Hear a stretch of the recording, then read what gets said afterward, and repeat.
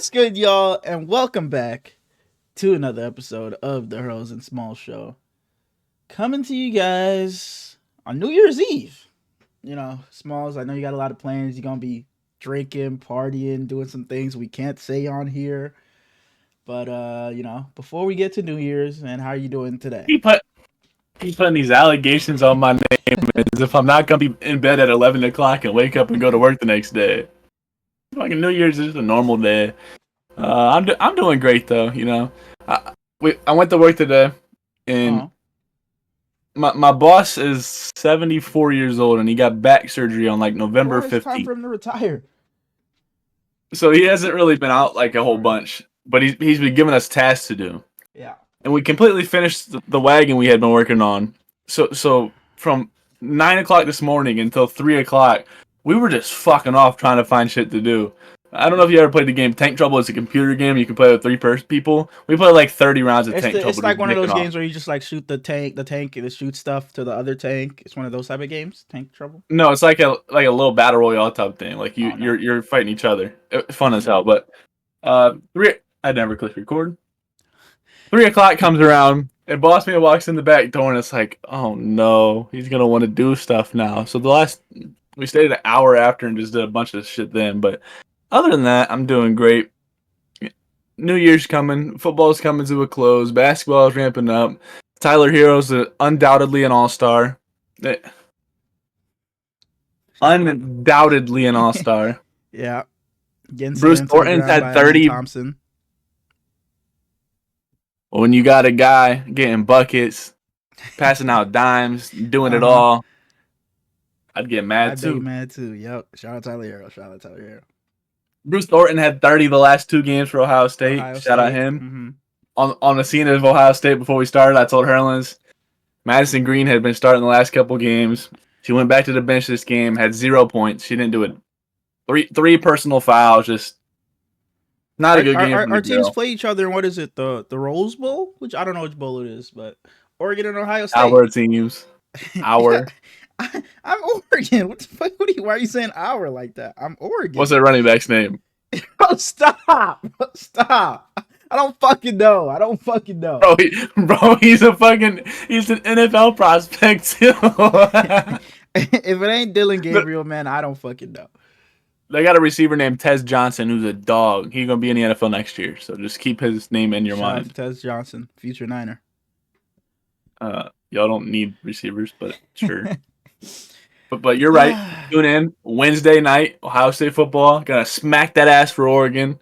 The commercial of the dude coming to the tailgate with the cooked duck. That's what we gonna do. But other than that, back to how we doing. How you doing, my friend? Terrible, man. I was telling you earlier. Not say terrible, but today's just been a day. Definitely a forgetful day. The past like 3 days. After when was the last time we recorded on Thursday? I think I joined a Discord with the guys after that, it was that night. You had left, and I think Dark and I were talking it, and I was like, bro, you know how you were saying you were into some rut, some funk. I'm starting to feel like I'm getting into one, and I was telling the guys I don't know if it's just some end of the year rut. You know, I'm just ready to get into the new year, but I've definitely been feeling like I've been around. I've just been stressed out a lot. I feel like I'm usually a guy that I'm not gonna say there's nothing for me to stress about, but I just don't allow it to really affect me a lot of the times. But it's really big. So a lot of things just begin to me. Yeah, it's just been a rough week or so. But today was a long day at work, but I'm here. I can't complain too much. I'm here. I'm alive. So You'll bounce back, man. We all go through them. I said I had a pretty long one. It was starting to get to me, and we're cool now. We're gonna have a great 2025, individually, personally, and as a fucking podcast. Absolutely. It's only the beginning. But as always, wait. Before we get too far in, before I even get to the overreactions, make sure you guys go down, like, comment, subscribe if you haven't already. Head over to the TikTok and show some love over there. We appreciate you guys tuning in. We appreciate you guys tuning in all season, It's the end of the year, almost the end of our first season. We appreciate you guys being here, and, can't wait to continue. But now, on to the week 17 overreactions. Smalls and I were talking about it earlier. It's just less and less to overreact to as the weeks go on, especially when you're down to the last 2 weeks of the season. But I did what I could. If the Bengals, the first one, if the Bengals get into the playoffs, we will have 2 7 seeds make the championship games. Being the Bucks. That means the Commanders would beat the Eagles. No, I made this thinking about the Bucks, but the Bucks are getting in for the fucking 4th seed. Okay, scrap that. The Bengals and the Bucks will be in the championship game. So the Bucks beat the Packers. The Bucks beat the Lions. Lions or Vikings, whichever one it is. They upset somebody. I was just wired because it's like, oh, they're fighting for the last spot, 9 wins. No way they're gonna be the 4th seed, but it's the fucking divisions. I keep forgetting. But yeah, the Bucks and Bengals will be in the championship games. You had a better chance of keeping it 7 seed. 7 seed, yeah. I just had I don't know why I thought it was the Bucks. I do think so. The Bengals would play against the 2 seed. No, they would play the Bills. Bills, yeah. But I think Joe Burrow has a puncher's chance against anybody, though. I think. Oh, absolutely. I love Joe Burrow. I think I've made that. I think I've made it very clear I love Joe Burrow this season. But I first off, I just don't think they can make the playoffs. To be honest, the Dolphins, Jets, New York. I've been hating on you guys all season, but I'm you guys' biggest fans this Sunday, man. I'm rooting for the Jets so hard to beat the Dolphins. The Chiefs are also going to play Carson Wentz. I think Carson Wentz can go out there and beat the Broncos. I really think he can. He's going to be playing for a job. He's looking at Sam Darnold like, why can't that be me? I'm going to go put something good on tape. Teams are going to be looking at me. Why wouldn't they give me a 1-year deal? Throw a flyer on me. I can be a bridge quarterback, and who knows what can happen. So I think Carson Wentz will jump in and play his ass off. It's not like the Chiefs are going to just hand it over to them. They're still going to, they're like, and I was talking to Dark about this. Teams aren't just going to roll. Even if you're a bad team, you're just not going to roll over just because we want to lose or because we're resting our guys. I've been saying it. Players are still going to come out to play. So I wouldn't be surprised if Carson Wentz went out there and beat the Broncos. If they even play Carson Wentz. I don't know what they're going to do. I've mentioned it a couple times since that Cam Johnson interview with Sue Bird. Nobody wants to lose. Everybody's playing for their lives. Yeah. And speaking of Cam Johnson, shout out D-Lo, my boy, back in Brooklyn. Man, when D-Lo was a fucking net, he was literally my favorite player in the league. He was my lock screen for the longest. I have an ice in my veins shirt. Fun fact, that's the shirt I tore my ACL in. Like D-Lo was my look at this guy. Look at this guy. Look at this guy. Look at this guy. D-Lo was my favorite player in the league, man. And that's just so funny, bro. Yeah, no ice in his veins. That's just so funny. He was putting ice on his knee. All right, moving on. We're going to stick with the Bengals. If the Bengals get in, it's a lot of ifs. Joe Burrow should undoubtedly win MVP. Can we just take off if the Bengals win or get in? Oh, even if they don't get in, Joe Burrow should win MVP is what you're saying. Why is the defense his fault? But it's like, can we give MVP to a guy that's not in the playoffs? That is crazy.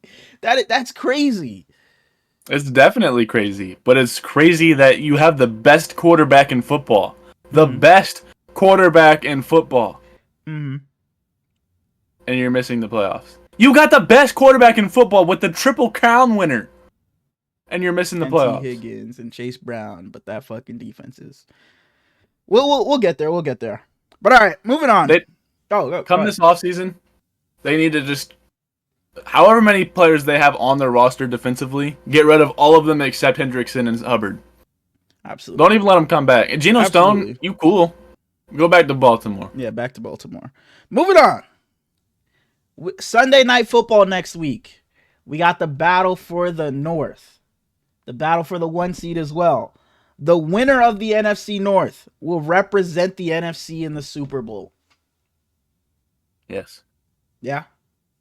Whether it's the Vikings or the Lions. And you don't see the Eagles making it to the Super Bowl either? Oh, they definitely can. 100%. I think there's not a weak team in the NFC playoffs. Mm-hmm. And it's beautiful. The Rams can win against anybody. The Commanders can win against anybody. The Packers, they just took the Vikings to the end of the game. They took the Vikings to the end of the game. They did, but I think they're just not in the same class. I'm cool on the Packers. When they beat some good teams, then talk to me. And it's week 18 now, so they can't do it anymore. But I just don't think the Packers stack up with the top 3 teams in the NFC at all. That's not what I was saying at all. I know, but I would take the Bucs in a puncher's chance or the Commanders in a puncher's chance over the Packers to beat the top 3 teams in the NFC. I just think that all I was saying was that any team in the NFC can have a good game and can win against anybody. Yeah. Sticking with the NFC North, before we started, this dude told me he had 2 overreactions. This is number 4. Last one. Sticking with the NFC North. You're going to like this one, though.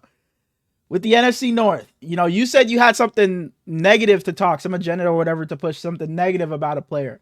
And I said I had the opposite. I had something super positive. He's been phenomenal all season. They started amazing. They're still doing amazing. They had a 2-week rough patch. Why the fuck is Sam Darnold not talked about in the MVP conversation? Sam Darnold, if he goes out and wins in Week 18, should be the MVP of the league. You starting to get into my category where you overreacting a little too much. You're not using your words properly because Sam Darnold has been phenomenal. And a couple weeks ago, I said that as much as I love Sam and as great as Sam's been, I think that J.J. McCarthy is still their quarterback. I would like to revoke that statement. I think that with Kevin O'Connell, you could put just about any quarterback back there and be a solid team because he is brilliant. But Sam Darnold is playing out of his mind. And I saw someone, I wish I would have remembered who it was. I saw someone compare him on the Vikings to Jared Goff on the Lions. And I think it's beautiful. J.J. McCarthy, I think he's going to have a very bright future, and I wish it could be with the Vikings. But if you let Sam Darnold go, I just think it's the wrong move. That's what I was saying. But it's like, why is Sam Darnold not talked about in the MVP conversation? I think people are holding on to what he did in the past. The roles are reversed now. I think people are holding on to what he's did in the past. If you look at his numbers and his team could possibly have 15 wins, why the hell would he not be in the MVP conversation? He's 4,000 yards, 35 touchdowns, 12 interceptions. What more does he have to do? And 15 wins. What more does he have to do to be in the MVP conversation? When people talk about it, it's only Lamar, Josh Allen, and Saquon Barkley. It's only these 3 talked about. And you can make a case for people like fucking Jared Goff. Baker Mayfield, you can make a case for him too, having 5 touchdowns this weekend and missing his 2 star receivers and still balling out. But Sam Darnold could possibly have 15 wins if he wins this weekend, be the number 1 seed in the conference, win his division with in a stacked division. I think people are holding on to the past and just remembering what Sam Darnold was, and that's why he's not in those conversations. Because I don't think there's any legitimate reason why he wouldn't or shouldn't be in those conversations. So some people might say that I have an obsession with mediocre quarterbacks, which I would disagree with. I would agree. I would disagree with, but I think that there's probably not many people that love football who have been on Sam Darnold's good side as long as I have. I thought his entire time he was a very high level quarterback, and the whole world is seeing this now. And as much as I hate to say it, he's just not on the same level right now as a Lamar Jackson or a Saquon Barkley. There's nothing wrong with that. It's about this season. It's not about being on a. That's what I'm saying. Okay, I wasn't saying like talent level. I was just saying like season sad.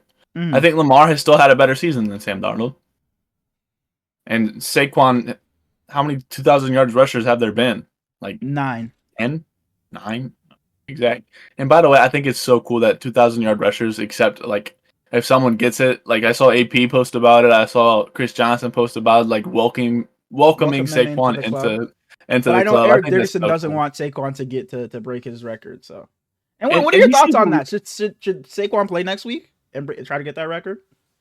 Eric Dickerson looks a little salty, which I don't blame him because Saquon does have an extra game. But it's like he broke O.J. Simpson's record and O.J. did it in 14 games. So, boy, that shit don't fucking matter. You did it in 16. You broke O.J.'s record who did it in 14. It doesn't fucking matter. That games played is bullshit.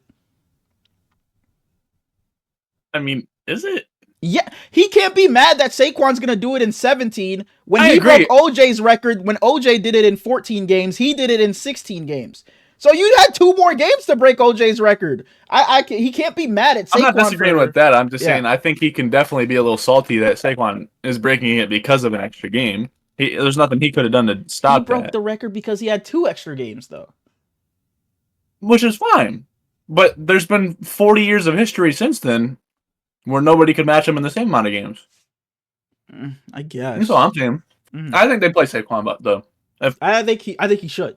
I think it's 100% up to him. If Saquon wants to play, Saquon will be on the field. If Saquon's like, I don't really care that much, then he won't be on the field. I think he should play. But yeah, that's all I got for overreactions this week. We'll see what I have next week in week 18. I don't know if there'll be anything to overreact to, but yeah. Go ahead. We can do the pick'ems and the fantasy 4-man review. It's gonna hurt me, man.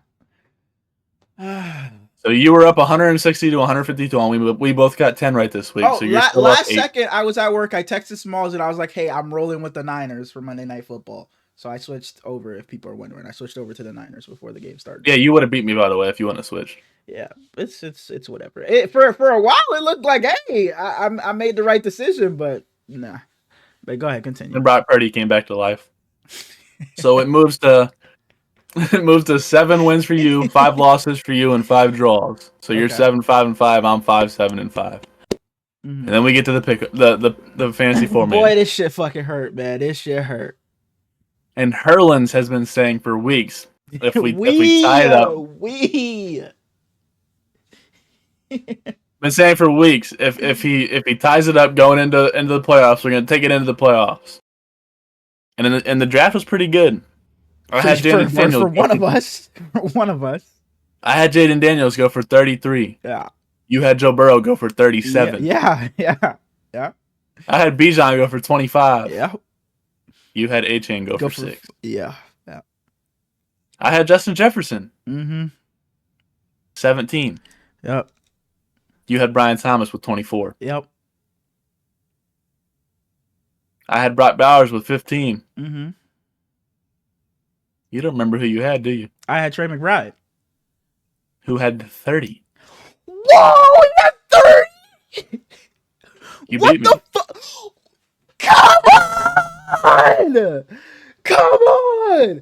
We're staying alive! As Smalls just said, we said if I can win out, we'll take this. If I can win out, we'll take this into the playoffs. I think that's 4 or 5 weeks where I've won in a row. So we're trying to make that playoff push. We're getting hot at the right time. That's all that matters. Bro, I was looking at it earlier because I know Trey McBride dropped that. Oh, he had the touchdown. It was the second one he dropped. I'm thinking he had that because that last second play where it got picked at the end. I'm like, fuck, that could have been his touchdown. But he had. I even texted you when he got it because I was on here last week talking about bet Trey McBride's touchdown. He's getting it. Hell yeah, hell fucking yeah. Because I seen Devon A-Chain and I was like, oh yeah, I lost this week. But shout out to Trey McBride, man. I picked you on the right week. You went out and got that touchdown for us. Joe Burrow, you did your thing. And BTJ, shout out to you, Stooge. Hell yeah, man. Hell yeah. Weak ass playoffs. On the topic of fantasy football, I'd like to let you talk about yours if you'd like. So as some of you may know, I was in the fantasy Super Bowl this week. And before I get there, shout out to Dark. He won my brother's league, walking away with $180. But in the league Smalls and I are in, I was in the fantasy Super Bowl. And your boy whooped some fucking ass, man. Your boy whooped some fucking ass. Put up 191 points this week. I was phenomenal throughout the entirety of the fucking playoffs. Phenomenal. I think last week I put up 180 some points. The week before, I think I was 154 points. I was phenomenal throughout the entire playoffs. My team just came alive at the right time. My receivers who have been weak the entire season decided to ball out to end the year. Mike Evans has been phenomenal. Cortland Sutton has been very good. Jordan Addison and Devonta Smith have been great. My running backs of Saquon Barkley and JT were phenomenal in the playoffs. Bucky Irving has been a fucking revelation for my team this entire season. And our MVP of the year, Jaden Daniels, bro. For me to get, you're wearing his jersey. For me, I took him in the 10th round, and he has been phenomenal all season. Had like 33 for me this week. But there was one man. On Sunday He's not night, the MVP. Don't even fucking dare say it, bro. Football, I will leave he this went bitch out there, so had fast. 44 yards, 4 catches, and a touchdown. And it wasn't no regular touchdown. It was a dart from his quarterback, and he hangs on to it, a clutch time touchdown. Kyle motherfucking Pitts. They hated on me for taking you. They hated on me for they didn't. They hated on me for keeping you this long. It's like, there's no way you're gonna keep Kyle Pitts on your team and go win it. Why don't you just go pick somebody up in free agency? Kyle Pitts, I believed in you, and look at what we are. We're champions. He won the match. Ring us, baby. Ring us, baby. Ring us, baby. And I wanted to go to Burger King and go get a crown, but that shit, it was already fucking closed. I was pissed because I got off of work so late. I wanted to go to Burger King and get a crown so I could wear it, but I ended up beating Chip 191 to 118. So I'm walking away with the grand prize of the $250, and it's going right into me paying for my contacts that are $220. So that money's basically gone. But man, I do think that next year we scrapped this league because there was just so many bozos in it. Yeah, like Grimy can't be back. Ant's my guy, but he can't be back if that's what he's gonna be on. Just fucking quitting. He would have to tell us that he's gonna be in it for good. And I'm also down to up it, but I don't know if people are down to up the price. Because I know like Sue's don't want to up it. Like I'm down to go to like fucking $50 buy-in. But I just don't know if everybody's down to do that. Because I think the more and more money we put, the less and less inactive people we will have. It's like $25. Yeah, in theory, it's like, I'm just throwing away $25 if I'm inactive. But at the end of the day, it's $25. You're not remembering you fucking spent it. So it's whatever. I'll just go inactive. But I think if we up the price more and more, it'll cause less people to be inactive. And shit, even if they want to go inactive again, it's more money for the winner. So was this a 12-man? Yeah. Or a 10-man? 12. So I think we just make a Hurls and Smalls league, but we can keep a lot of those. Yeah, I was gonna say a lot of the same people could be in there. I know Joe said he wanted to try fantasy. We had Kevin and Frosty, the ones that brought up us making the league in the Discord. Devin would probably want to be in there. But yeah, we can keep a lot of the same people. Just trim some of the fat, I guess, if you want to put it that way. Definitely Grimy. Yeah, his ass. We all said he was a bye week from the night of the draft, and his ass won like 2 games this season. But yeah, man, it was a great season. I haven't won a fantasy league in so long. It's been like forever.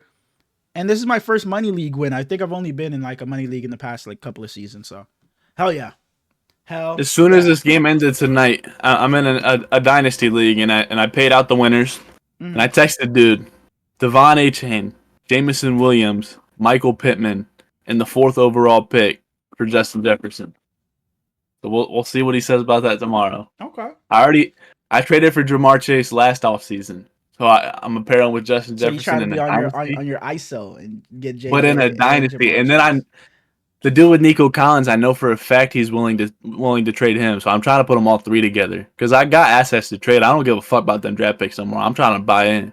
So I went 6-8 this year. My team too good to be doing that. 6-8. But I only started Jaden Daniels like the last 5 weeks. So if I start him all season, it's a different. What took you so long to start him? He was on my taxi squad. I don't want to take him off the taxi because I'd have to drop somebody. So you have 3 taxi squad players. If you can put rookies or sophomores on them, and if you take them off, you have to drop someone on your roster.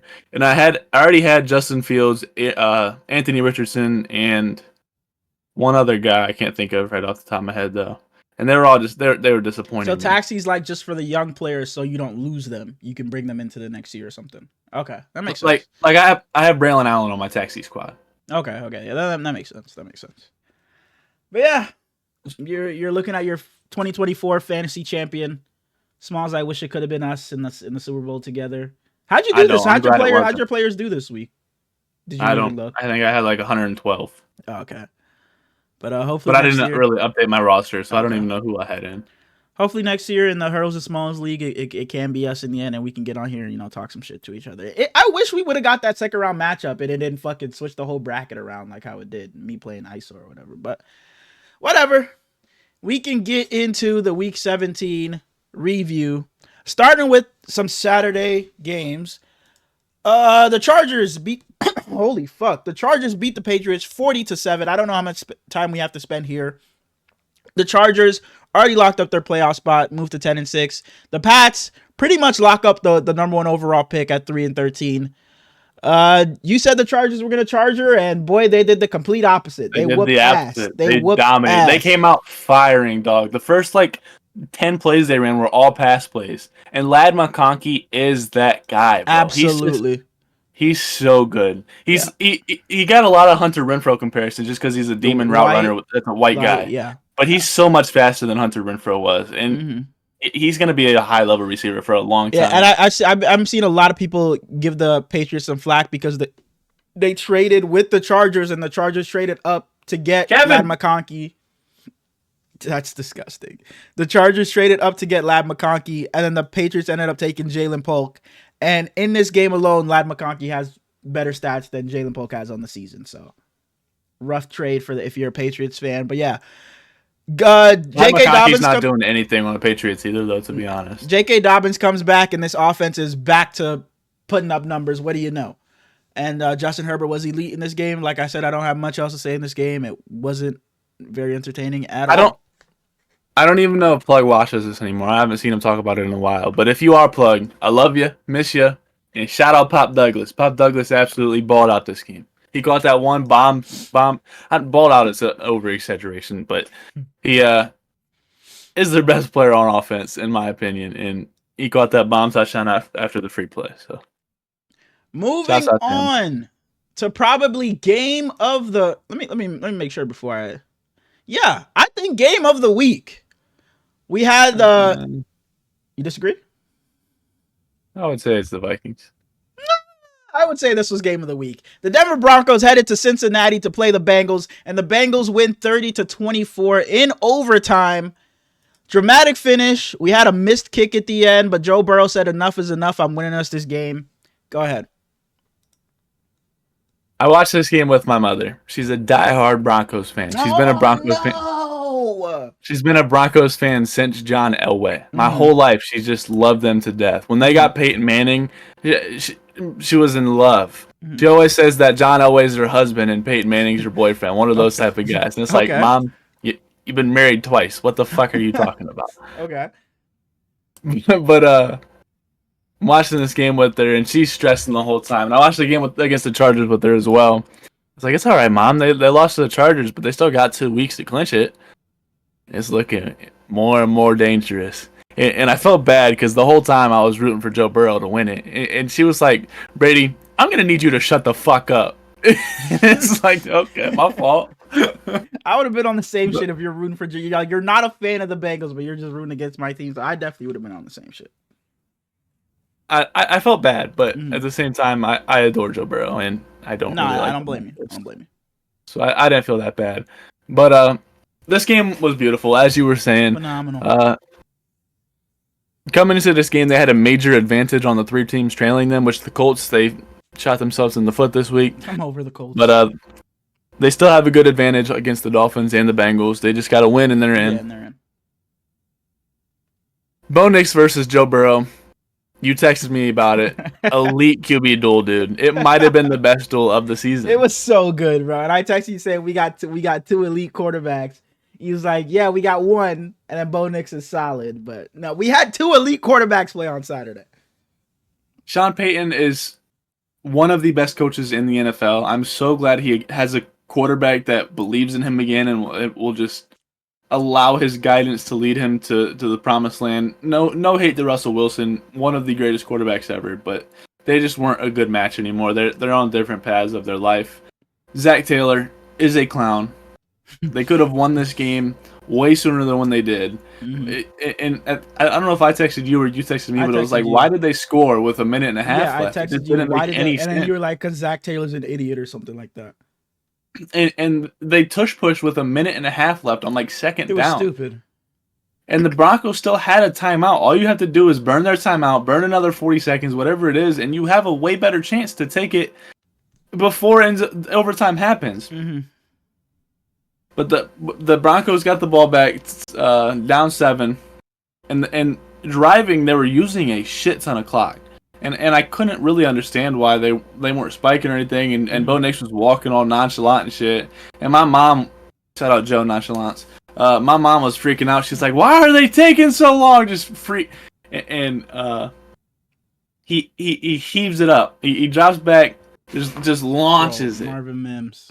Double coverage, dude. Geno Stone on his back, and then I think Mike Hilton was on his front, and he just jumps up and grabs it. And Marvin Mims seems like he's been in the league for so long. Forever, for yeah. some reason. Yeah. He's a sophomore. Yeah, it feels like he's been, and he's like feels like he's been around old. the league. Like, I swear he could have been. You could have told me he was a random player on the Lions or some shit. It feels like he's just been around. But they catch that touchdown pass, and I said they're going for 2, and my mom was like, "No, they're not. Why would they go for 2?" Because Bo, but once they first scored it, Bo put up 2, and then they called the timeout or something. They went to commercial and they came back and just ended up going for 1. And they interviewed Sean Payton after the game, like they always do, and he didn't even let him ask a question. He goes, "I know what you guys want to ask." 2-point conversion.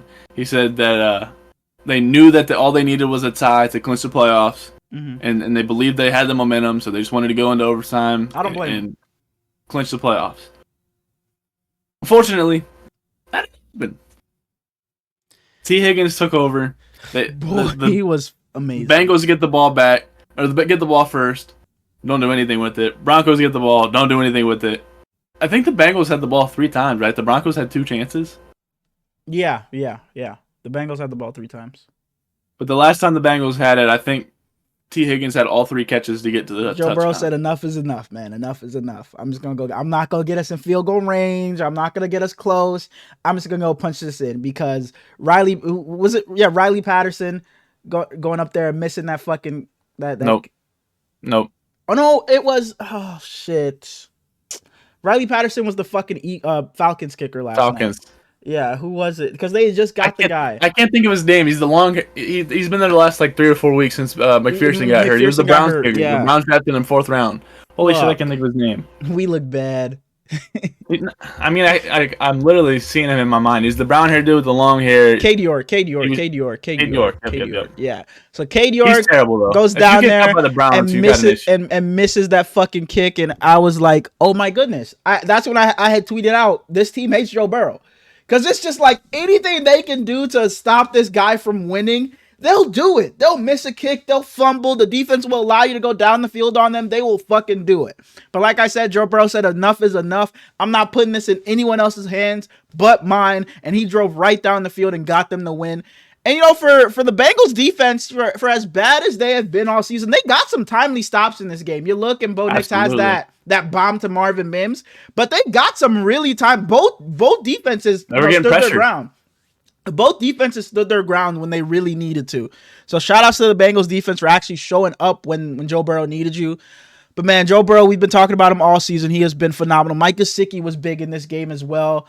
But Bo Nix, I seen Bo Nix getting some flack online because his longest pass before that Marvin Mims one was like 16 yards or some shit like that. But who gives a fuck, bro? It's like some people and I swear this isn't a pun.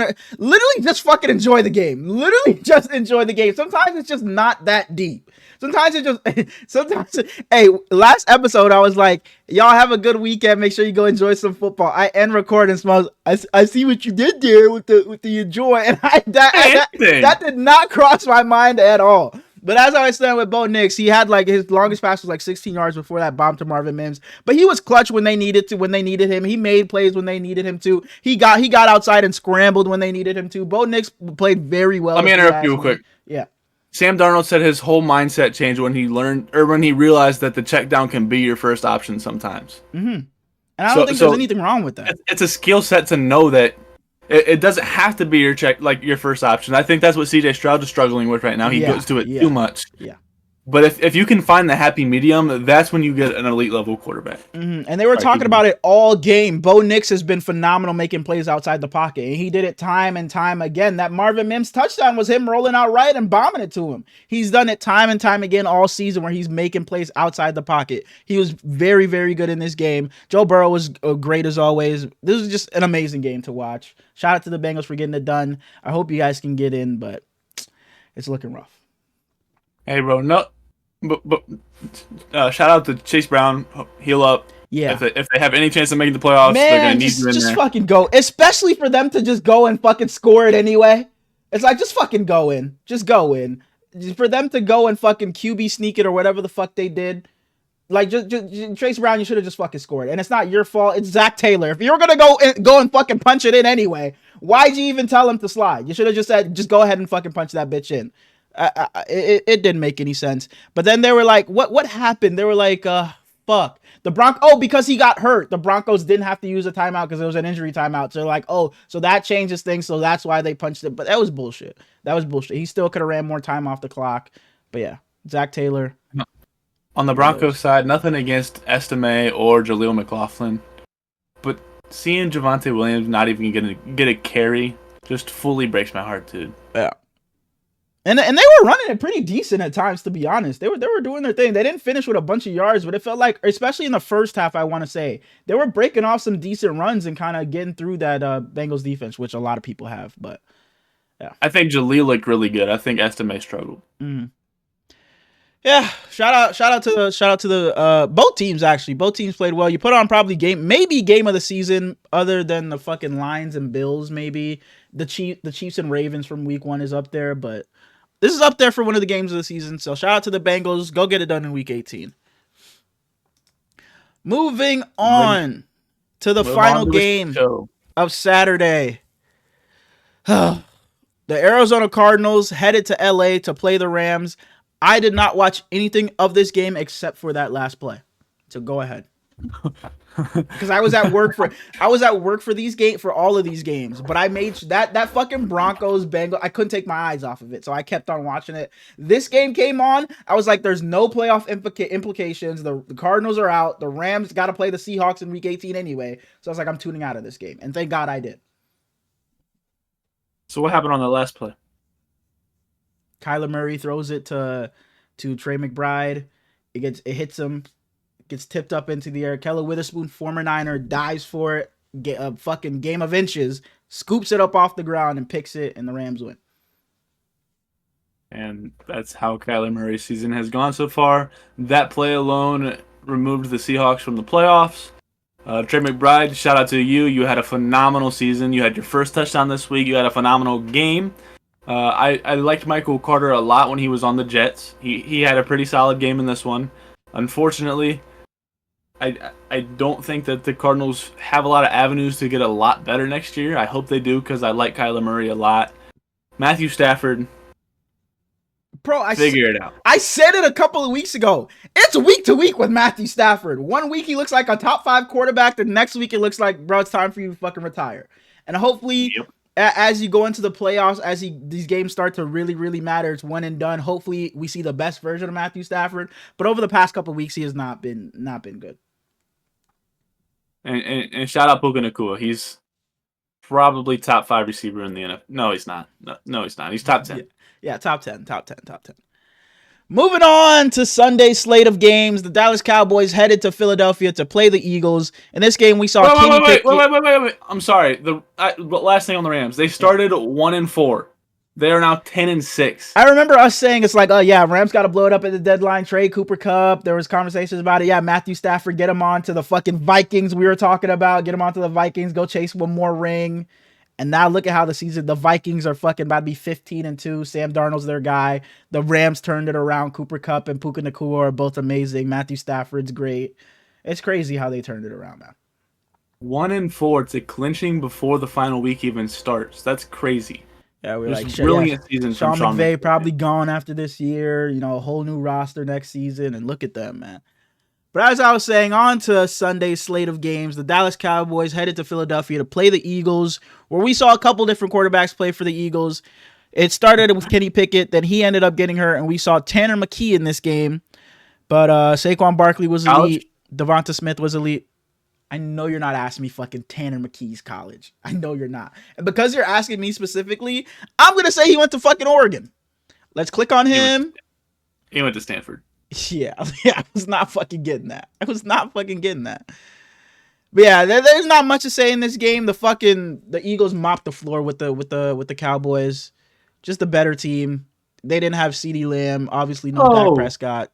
The Eagles. Arion Davis-Price had a carry in this game. I didn't even know he was on the team. Former Niner for sure. I liked him a lot on y'all's team, dude. I did not. I never saw Really? any flash with him. Because usually a Kyle Shanahan running back, you'll see the flashes right away. Boy, I didn't see shit. Shout out Jonathan Mingo. He had a catch. Are we One moving on? catch. Uh, Shout out to Rico Dowdle, Devont- still playing amazing. I saw saw someone on Twitter post that they would. I wish that Devontae Smith had an ego because there's no way a receiver this good should end with no accolades. Bro, it's like, I'm not gonna say I wish he had an ego. It's just, you play with AJ Brown, you play with a quarterback like Jalen Hurts who's gonna run it a lot. I'm not gonna say I wish he had an ego because I'm sure if he were somewhere else, he could easily be someone's number one and be putting up a bunch of numbers. But I'm not gonna say I wish he had an ego or anything because it's just the situation. Not an ego to like a Malik Neighbors level. No, but no, like, I feel you. He's just so good. He is so good. He is on my bench in fantasy. 30 points. And we already said it, but shout out to Saquon and the 2000 point. Go get that record. Go get that record. And Kenny Pickett, he came into this game with rib injuries. He got hurt again. You see that play where he just fucking like threw it at the ground and it bounced right back up at him. Like, bro, what the fuck? So bad, bro. And it was like 70 degrees where they were playing, and he was wearing long sleeves under his jersey with both gloves. Both gloves. Shout outs to Kenny Pickett, man. And then shout out to Tanner McKee. He got his first touchdown pass. And AJ Brown chucked that bitch into the stands. If you're that fan, what do you do? Look, AJ Brown gave him like the game worn jersey. Man, I need some fucking compensation. Because you can ransom for it, but like then you just look like a dickhead. A dickhead. It's like, oh, he just got his first touchdown. But it's like, you got to see it from my point of view. What the fuck does that jersey do for me? Throw me a fucking a couple $1,000, Tanner McKee. If you want this ball, no, AJ Brown, you threw it at me. So you got all that money. You give me a couple of $1,000 if you really want this ball back for your teammate. Because I could just. What would you do though? Would you do that? I know. No, you wouldn't. You don't have the heart to do it. Exactly. You just look like a fucking dickhead. You just look like the dickhead. You look, and especially, it's not like it was a star and he got his 100th touchdown. It was a guy who's probably never going to play again, got his first career touchdown. So it's like, you don't want to take that away from him. So I guess the jersey, I would have been like, all right, fine, whatever. But we're moving on to the Panthers and Bucks, but there was also something like that in this game. But it was like a son and a father, but they were like, no, we got to come down to the field. And we got to speak to Baker Mayfield. And I'm not sure if they ended up talking to Baker, but that's the type of shit you got to be on. It's like, no, we want to get down to the field. We want to have a conversation with Baker. And I saw them down on the sideline, but I don't know if they got that conversation with Baker. I mean, Duke got to talk to AJ. Yeah, I mean, I guess. But also, is that, what the fuck does that conversation do for me? What does that conversation do for me? Like, Let's move on to the Panthers heading to Tampa Bay to play the Bucks and get absolutely mollywopped. This game was close early, but the Bucks pulled away and beat the Panthers 48-14. I talked about it earlier. Baker Mayfield having that MVP case. He's been phenomenal all season with or without his top targets. And he had another great game, 5 touchdowns today. Bucky Irvin was great in this game. Mike Evans has been Mr. Consistent this season when he's been in. He's fucking 80-some yards away from 1,000. You've been having the tracker all season. You asked me 5 weeks ago, is he going to do it? I said absolutely not. And here we are where he's less than 100 away with 1 game to go, man. Mike Evans it's ridiculous, bro. It's ridiculous. It's ridiculous. But there isn't much to say in this game. Baker Mayfield and the Bucks really needed this win after losing to the Cowboys on Sunday Night Football a couple of weeks ago. They got this win, and then the game we'll talk about later, the Falcons lost, so they could take control back of the NFC North, or NFC South, sorry. So all they got to do is win next week, and they're in.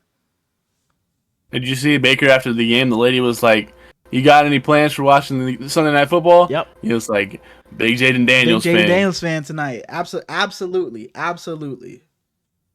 The Panthers, I love the route they're in now. I love the trajectory that Bryce Young is on. I hate that they used consecutive second-round picks on Jonathan Mingo and Terrace Marshall. Because they're both off the team for literally nothing, and you don't even know who Terrace Marshall plays for. He played for LSU, though. He did. Who does he play for now? I couldn't tell you.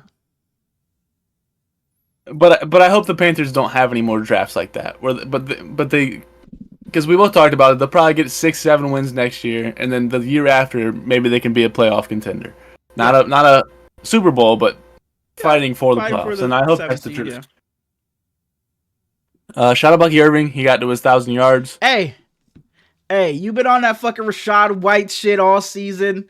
Rachaad is better. No, I can't do a fucking show with you if you're gonna be like if you can't fucking say Bucky Irving is better by a landslide. It's not close. It's not close. Bucky Irving is so good. And if you want to talk about Rachaad White in the receiving game, Bucky had 4 for 77 in this game. You can dump it off to Bucky and he'll take it for a first down and then some. He's been so good for the Bucks this year. So I don't know how you're still fucking saying Rachaad White. All I'm saying is they're both good. Continue. Sorry.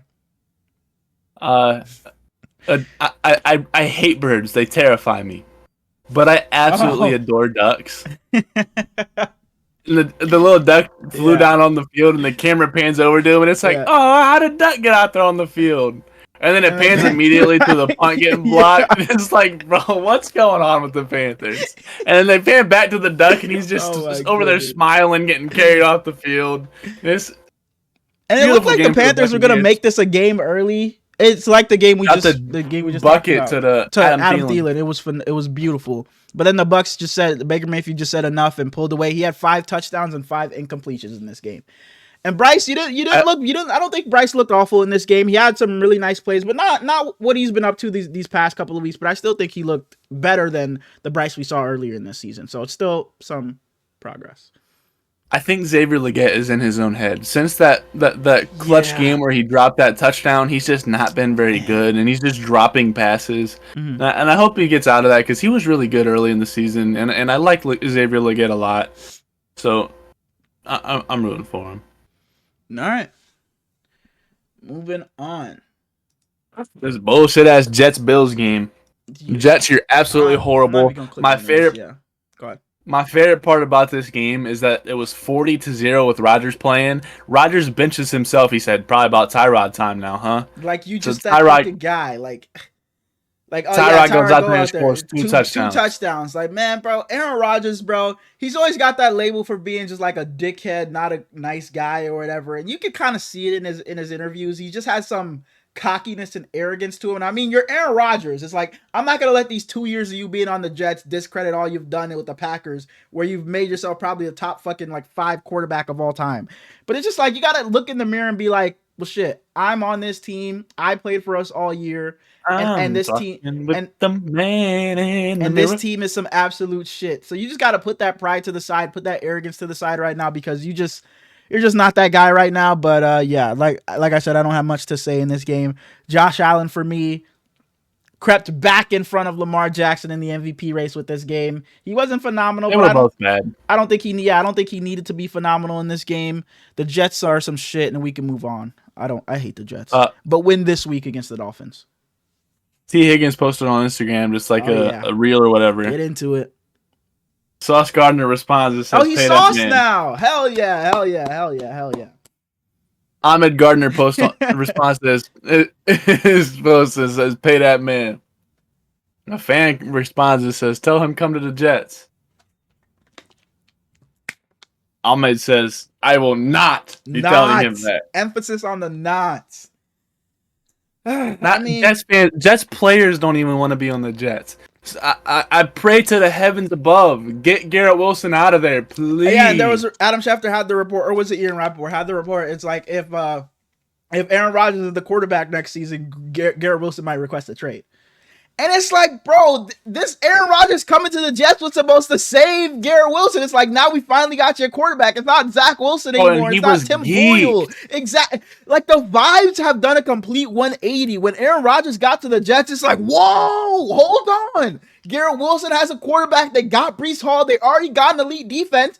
All they needed was a quarterback because Zach Wilson was stinking it up. You bring in Aaron Rodgers, and ever since then, it's just been downhill. The vibes were sky high when he first got there, but then he tears his Achilles 5 plays into his Jets career. Then he comes back this season, and it has been pitiful. It's Man, if you would have told me this is how the Jets and Aaron Rodgers' tenure would have ended, I would have called you crazy because the way the vibes were so high. It's like back when the Clippers got PG and Kawhi and Pat Bev and just Pat Bev and I remember Montrezl Harrell were on like IG Live talking about, oh yeah, we coming for the chip. We're about to win this. We're about to do that. And it's like, that's what it felt like with the Jets. They were just that quarterback away. Then you go get one of the greatest of all time. You have a stud wide receiver who won Offensive Rookie of the Year. You have a stud running back in Breece Hall. You had a defense with playmakers all over it. 2 stud corners, Quinnen Williams, CJ Mosley. You have the defensive head coach and Robert Saleh, and then it just goes to shit, to absolute shit. But Boomer Doom. They get a major doom. No big booms. We can move on to a team that over the past couple of weeks has just made me tired of talking about them because some of their losses. The Indianapolis Colts headed to New York to play the Giants, and Drew Lock and the New York Giants whooped. They put up 45. I don't care what the score is. You whooped the Indianapolis Colts. Drew Lock threw for 4 touchdowns, 309 yards. He was phenomenal. Malik Neighbors had 171 and 2 touchdowns. Go ahead. Spew your propaganda about your quarterback. Advanced statistics say that this was the best quarterback performance of the season. Drew fucking Lock. Start him all season and they have way more wins. He is such a good quarterback. I don't give a fuck what anybody says. He can run. He has the deep ball. He's accurate. Yeah, he has some bonehead plays where he throws picks sometimes. But you have to live with that. Jalen Hurts threw 3 a game early this season. Jordan Love was averaging 1 a game until like week 11. Drew Lock, Shedeur Sanders, if you keep one, you take Shedeur Sanders. If you can't get back up to get him, or you can't get back up to get Cam Ward, If Quinn Ewers doesn't declare for the draft, you don't take anyone else. You keep Drew Lock. You say, fuck it, we'll go in next year. And you pray to God you get your greatest player ever's nephew. Maybe you get another Manning. Drew Lock, please let him have a chance. That's all he needs. He looked phenomenal. He is a very above average quarterback.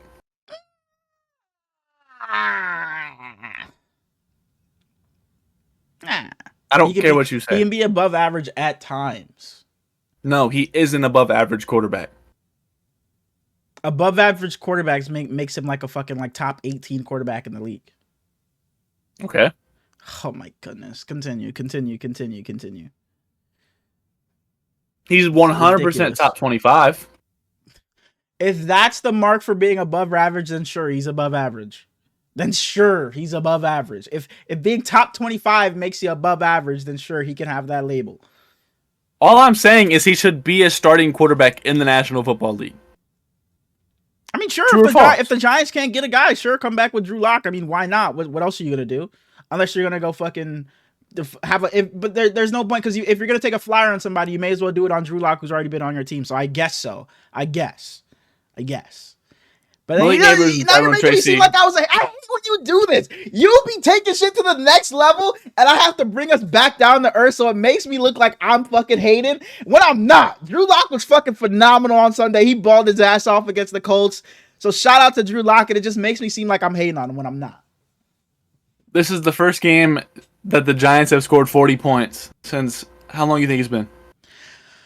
So we're 2024-2025 season. I'm going to go out on a limb and say the 2021-22 season. 2019. Fucking disgusting. Disgusting, bro. That is awful. Like,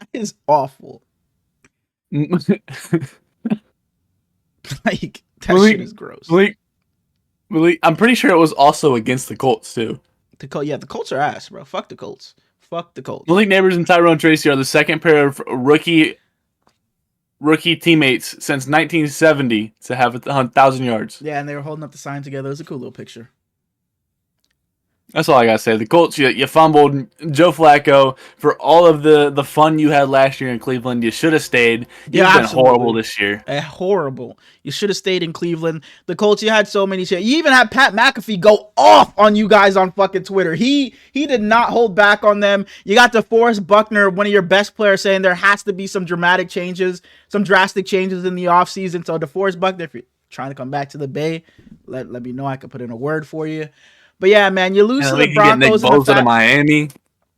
You lose to the Broncos in the fashion you did, and now you lose this game to the Giants. And I said the Colts. I wouldn't be surprised if the Colts lost to the Giants. And well, what do you know? Drew Lock says, "Hurlitz, I heard you, and I'm gonna go put on the game of my life." Drew Lock, come on a pod. Come on, man! Shout out to Drew Lock. You had yourself a game. Shout out to the Giants. You take yourself, ways out of the race for the 1 seed, but I mean, hey, fuck it. Go get that win. Moving on to, where am I? The Raiders in the... I didn't watch a second of this game. Thank you. I'm so glad I looked over and you were over there fucking snoring. All I know from this game is Frosty was fucking and me just fucking so upset. Frosty, why are you even upset anymore, dog? It's not like you're about to make it to the play. I don't get it. It's like, why are you still so worked up over this? Is there something that I don't know where Roger Goodell's going to sneak you guys into the playoffs if you win these last couple games? Like, he's at me, I'm done. I'm fucking done with this team, man. I give up. It's time for a whole new rebuild. It's time to blow like, Frosty, we know, dog. We know. We've been saying this. The Saints got to just tear it down and build it back up. You have to be okay with just being the bottom of the barrel instead of just mediocre. You got to be okay with being bottom of the barrel and selling everything you have. But yeah, I didn't watch a second of this game. This game was horrible. Guess who had the most carries for the Saints? Are you looking at it? No, I'm not looking at it. I just see the top rusher, Spencer Rattler, for three carries, 46 yards, but I can't tell you who the top was. I know Kendre Miller got hurt in this game, so was Spencer Rattler? Kendre Miller had 3 carries. So Spencer Rattler tied for the most with 3 carries, is what you're saying. So who had the fuck? Jamal Williams had 2 carries. So Clyde who had the most? Edwards-Helaire had 5. Clyde Edwards-Helaire. With 5. Holy fuck, man. I'm so glad I didn't tune into this game. So glad. And I want to say Spencer Rattler looked bad, but like, I don't know what I expected from him. I don't know. I can't tell you how he looked. I'm looking at the box score, but that's not going to tell me the story, so I really don't know. Stop looking. The reason I mentioned Terrace Marshall is because he caught a deep pass in this game. For the Raiders. Yeah! Wearing number 80. And he caught it. It said Marshall, and I was like, man, I really liked him when they drafted him. And he's just fucking bad. Yes. Shout out to Brock Bowers. You've been the only bright spot of this team all season. And I feel bad for the Raiders, but why? I wish they could have seen, because the other bad teams in the league, they have like a super bright spot. Like, yeah, Brock Bowers is going to be a top 3 tight end for a long time. But it's like tight end. What does that really do for you? That doesn't really change. Exactly. Yeah. Like if a bad team could choose a Malik Neighbors or a Brock Bowers, you're taking Malik Neighbors. I think you choose Malik Neighbors or Brian Thomas Jr. every time. The elite wide receiver over the elite tight end, I think. Yeah. And it's not like it's a fucking defensive end that could wreck the game or a corner that's going to lock down. It's a tight end. Yeah, I would take a tight end over a defensive player. I don't think I would. I don't think I'd take a tight end over a star defensive end like a fucking Nick Bosa, Max Crosby, or a shutdown corner. I don't think I would. I might take any position on the fucking tight end's probably one of the last positions I'm taking. If you tell me I can draft the stud player, tight end might be at the bottom. If you ask me, I really think it is. But like all the bad teams, they have something to be thankful for. Like the Browns, they're god awful, but their defense is still a very decent level defense. Yeah. The Patriots, they have Drake May. The Jaguars, they got BTJ. BTJ coming back, or Trevor Lawrence coming back, and you got BTJ. Yeah. The Giants, you got Malik Neighbors. Titans. What do the Titans have? Nothing. So it's the Titans and the Raiders. Maybe the Titans have a worse future. I don't fucking know about the Titans. Are there any bad? The Panthers, you're looking like you're trending the other direction. The Bears, you got Caleb Williams, the #1 overall pick still. So, but as far as the Raiders, Yeah, the Titans headed to Jacksonville to play the Jaguars. Also, a game I did not tune into. I saw BTJ's touchdown catch, and that was it. BTJ is going to be... I feel bad because we played Fortnite with Suj, and he's like, yeah, watch the pod. I saw the Jaguars segment was 20 seconds long. Yeah, he's like, it's just a speck. BTJ is going to be wide receiver 1 for them for a very, very long time. Mm-hmm. I think they figure out this offseason if they want Sank or they want Travis to be their RB1 next season. Neither. I don't... Really? You think they keep splitting or they get a new guy? I think they'll both probably be back, but I don't think either of them are their guy. Fair enough. You got Trevor, which we said preseason that we wanted him to like figure out what Trevor going to be, and we still don't know. Fucking know. Still don't know. But on the other side, Tyjae Spears, I liked him a lot coming out of. I wasn't looking. I don't fucking know. I don't know. I'm pretty confident he went to Tulane. Let's take a look. But I like Tyjae Spears a lot. He's little, but he's fast as hell, and he wears that big ass Guardian cap on his hat. And I was watching. We had Resident pulled up. My dad looks over and he goes, "What the hell is he wearing on his head? Is that supposed to help him?" Here he goes. I said, he wasn't even hating. Like, he was genuinely curious. It's like, how much is that actually supposed to help him? And I was like, even if it helps him just a freckle of an amount, it's like, if that saves me from having CTE, I don't give a damn if I look a little goofier. I would wear it too. Mm-hmm. I don't have much to say about this game in specific, but I want to talk about some discourse. So BTJ is having a phenomenal rookie season. If it's not for Jaden Daniels, maybe even Brock Bowers, he's probably rookie of the year. Not even close. But I've been seeing some where it's like BTJ is a top 10 wide receiver. And I think this is what ruins people's perceptions of young players. I think we're so quick to say this guy's top whatever when it's his rookie year. BTJ's top 10. He's top 5. Marvin Harrison's a bust. This is what ruins our perception. As just NFL fans, ruins our perception of players as they continue to go on. Because it's like, oh, we all said he was top 10 when he was a rookie. Now he's in year 7 and he's only a top 25 guy. Hey, he's garbage. He's fucking ass. He's a bust. He wasn't what he was supposed to be. I just think we're too quick. I've been seeing tweets. Yeah, BTJ is a certified top 10, and I love BTJ. Suj, shout out to you. You guys got your number 1 guy for the next 10 years, probably. And I love the way he's been playing. But let's not fucking say BTJ's top 10, top 7, top 5. Let's just let him be a fucking rookie. I've said since the start of this, I hate crazy voice crack. I hate ranking rookies because it's just like, even with Jaden Daniels, if I had to do it, yeah, I don't know if there's fucking 7 quarterbacks I'd take over Jaden Daniels right now, but it's just like, just let them be rookies and just worry about fucking ranking them when they're a couple of seasons into their career, because we thrust these guys into top 10 conversations when they're rookies, and if they don't continue to be what they were in their rookie season, or hell, if they're even in a sophomore slump, then get back to that, it's like, oh, what the fuck happened to this guy? CJ Stroud is a prime example.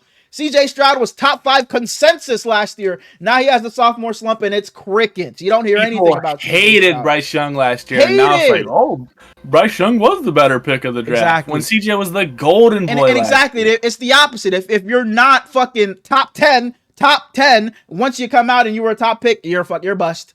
Marvin Harrison Jr., his numbers for a rookie aren't bad at all. It's 800 yards, 7 touchdowns. That's a phenomenal rookie season. I think we've gotten spoiled by fucking Justin Jefferson coming in, Jamar Chase coming in, and just being elite out the gate to where our expectations are just fucking through the roof. If you're not fucking 100 catches, 1,000 yards, 10 touchdowns as a rookie, it's like, what are you doing? You're never going to be that guy. Justin came in and it was like, Rose Bowl, best Ohio State guy. And now look at him. What happened here? That's his offense. It's not K9's offense. It's not DK's offense. It's JSN's offense now. He has broken out this year. So I just hate that we're so quick to anoint these. And I get it if you're a fan of a team. If you're a Jags fan, you just want to say BTJ's top 10. But it's like, let's just not be so quick to throw these labels onto these players, because at the end of the day, because if BTJ is never as good as he was in this rookie year, people are going to look back on him and be like, yeah, that fucking bust.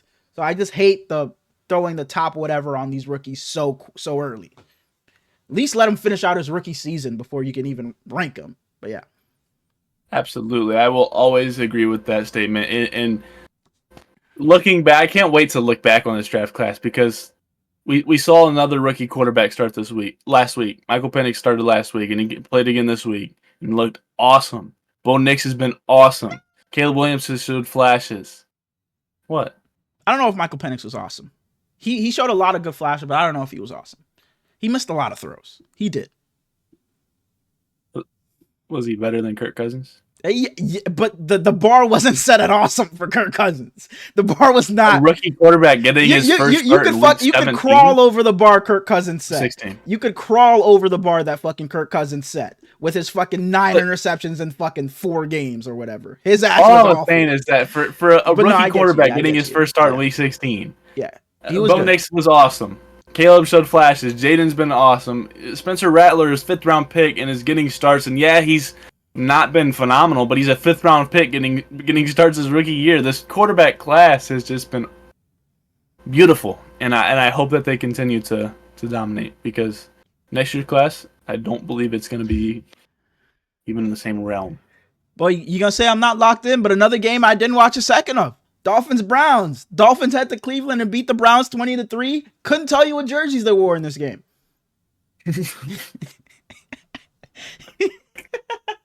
Bro, holy shit! What's wrong? I was at my pop's house. Diehard Browns fans. He's given up on the season, and I'm watching the Vikings game, and it cuts to commercial. So I just flick over to the Browns channel to see what the score is, and it's just some fucking random assembly or a ceremony. And I said, "What channel would the Browns game be on?" And he goes, "That one right there." I said, "This is clearly not the Browns game." He goes, "It's that channel." So I keep scrolling and I find like a non-HD channel of the Browns and it pops up and it's the Browns game.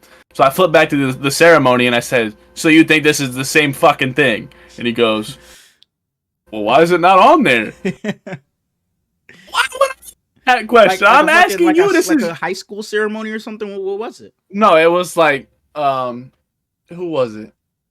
It was Larry Fitzgerald. He got like some good person guy award or some shit like that. But I don't know what the issue was or why it was on that channel. I don't know, but shout out Pops. But Tyler Huntley was phenomenal in this game. I wish that this is the Tyler Huntley we could have seen early in the season. As you said, I wasn't. I watched this game more than you did apparently, but I wasn't locked in because the Vikings game was brilliant. All you had to do was tap onto this. You just scroll by this game. You're switching channels and it accidentally popped up for a second and you watch more than me. I didn't see shit. But Tyler Huntley, I wish that he could have played better early on in the season because he just has so many facets to a quarterback that I would like to see. But the Browns just suck. You got no glimmer of hope. Don't come into next season saying this is our season. DTR, you're horrible. Jerry Jeudy, you're good. Nick Chubb, heal up. We love you to death. We're rooting for you. We can move on. Packers, Vikings, 425. Jordan Love had gone 5 games in a row with no interception. As I said earlier, I think he was averaging an interception a game through the first 11. Mm-hmm. The Vikings have one of the best crowds in football, man. And that's what I said. That's what I said coming into this game, bro. It's the skull that fucking Vikings are, and all the players say it. Going to Minnesota, it's not easy. It is not easy. And when they're on prime time and their crowd is wide out like it's a playoff game, it's amazing, bro. They have one of the best home field advantages in the league. It's amazing, bro. It's just the whole state because Timberwolves games are awesome. Good. Yeah. Shout out Minnesota. They rock with their guys. I guess that's beautiful. Josh Jacobs fumbled on like the first 5 plays of the game though, and from there on it was like, damn. Yeah. Because the last time they played, the Vikings started up 28-0. Yeah, and the Packers made that late comeback. Yeah. I think the Vikings went out like 3-and-out or something like that, and the Packers kicked a field goal and went up 3-0. But the Vikings went up 20-3 at a point in this game, and it was like, damn, this is really over, isn't it? Yeah. But for some reason in my mind, I was thinking, Packers are going to come back, man. So I stay locked in. Vikings go up 27-10, and it's the 4th quarter. But here comes Jordan Love. Jordan Love had like 56 yards in the first half, and I think he ended with around 200. The fourth quarter, he was brilliant in the fourth quarter. So he had 135 in the fourth quarter alone, or whatever the math would be. They made the late push, but they just dug themselves a hole too deep. Sam Darnold has been the fourth best quarterback this season. From a guy who got a 1-year, $10 million deal, from a guy who was backing up Mr. Irrelevant last year, from a guy who was written off. Him and Baker Mayfield were on the Panthers and pushed to the side. Baker Mayfield was playing scout D-end. Shout out to Baker, man. And Sam Darnold. Shout out to both of them, bro. Thought their careers were over, and now they're both putting up career numbers. Shout out to them. They're 4-5. They're 4-5 in the league for the quarterbacks this year. They've been phenomenal. And I can't wait to see what you continue to do, Sam. Love you. They talked about it in this game. Was this Tom Brady and Kevin Burkhardt? So it was them. They were talking about it in this game. Because they talked to the players and coaches before the games or whatever. They were saying they talked to I'm gonna fucking blank. Brian Flores. They talked to Brian Flores because it's like Matt LaFleur comes from the Shanahan system, the West Coast offense. It's like, so they're asking him, how do you counteract the West Coast offense? What do you do? He was like, well, I got the East Coast defense, and I thought that was so fucking hard to say. They got the West Coast offense, but I got the East Coast defense, and he's right. Because they did the same thing to us this season and last season. And they did it earlier to the Packers earlier in this season too, where they started off well against the Packers and the Packers had to fight back late to come back. It's like them rushing the passer and not being able to let plays develop down the field. Why do you take that shit off like it's like we're fucking sponsored by like Dasani and they're gonna be pissed you have an Aquafina? Like, why do you take that shit off? I don't know. It's just habit. I do it at work to differentiate mine from the other people. Oh, okay. It's just a habit. It's Kroger water. It's not even a brand in the first place. I'm like, bro, we're not sponsored. Like, what are you doing? But yeah, they talked about him. He said he has the East Coast defense, and for you to be able to rush the passer like they can and play the defense like how they do, it's a complete counteract to the West Coast offense because you can't let anything develop down the field. That play action isn't going to work when you have someone screaming in your face. It's difficult, and you saw Jordan Love struggle with it early in this game and back earlier when they played earlier in the season. So shout out to Brian Flores. You've been phenomenal all season. The best maybe the best coordinator in the league this year. You, Ben Johnson, Liam Cohen, been up there, but you've been phenomenal. Aaron Glenn, you've been phenomenal this season. Brian Flores, Kevin O'Connell. You see that clip of him when Sam Darnold runs into the locker room and they're all fucking throwing the water on him, and Kevin O'Connell's just standing there like a proud fucking dad, just watching them all jump around, and he's just smiling, man. Shout out to Kevin O'Connell, probably the coach of the year. It's just fun to watch the Vikings, bro. Like Sam Darnold is just so much fun to watch. He'll get rocked and make a laser of a throw, a touchdown pass that's just beautiful. Bro, Sam Darnold, I can't say it enough, bro. People say I was your hater, but I never was. I always thought you had talent, but I never thought you could do this and lead a 15-win team, bro. You are doing something ridiculous. So props to you, Sam Darnold, man. You are amazing. Coming into the season, Tom Brady wasn't very good commentating. He had to figure it out, and he's one of my favorites to listen to now. It's big part because he's one of my all-time favorite players. He'll always get hate as a commentator just because it is Tom Brady, but he gives really good insight now. Mm-hmm. And before the game started, he was like, yeah, the offense has Justin Jefferson, Aaron Jones, Jordan Addison, TJ Hawkinson. They got all these good weapons, but the defense is where I really like the Minnesota Vikings. They got everything you want over there, and they can do just about anything. We're all in this together. I truly believe that the Vikings might be the best defense in the NFL. They've had to take away every week, and Cam Bynum gets them boys. They get a choreographed dance, and they pick up the fumble. They run to the end zone. They start to do their dance, and the TV cuts away from them. And like to show them like him practicing it again, he's like, "All right, guys, we're all in it," and it's just so good to watch, man. It's so cool to watch. They did the High School Musical dance. Cam Bynum, I love you, dog. Andrew Van Ginkel has been absolutely amazing. Dre Greenlaw has been great. Ivan Pace has been good. He came back from IR this week. Shout out to him. It's just It's just so good, man. And they got their 2 big D tackles, but everywhere else on the field, they have so much speed. And it's as if I was playing with them on Madden. Yeah, man, I talked about it earlier. The Packers I just don't think are in the same class as the other 3 teams in the NFC. And I also said earlier I would also take the Commanders and the Bucks. If you told me the Commanders, Packers, or Bucks are gonna upset the one of the top 3 teams, I would have told you it's the other 2 teams before the Packers. The Packers are the last team I would name. I just don't think they stack up well against those other teams because they shown at times if you hone in on Josh Jacobs, and Josh Jacobs isn't breaking away for a 150-yard with 3 touchdown game, you can have your way with the Packers because Jordan Love hasn't had many games where it's been a lot of we're gonna allow Josh Jacobs to win this game for us. Jordan Love don't lose this game.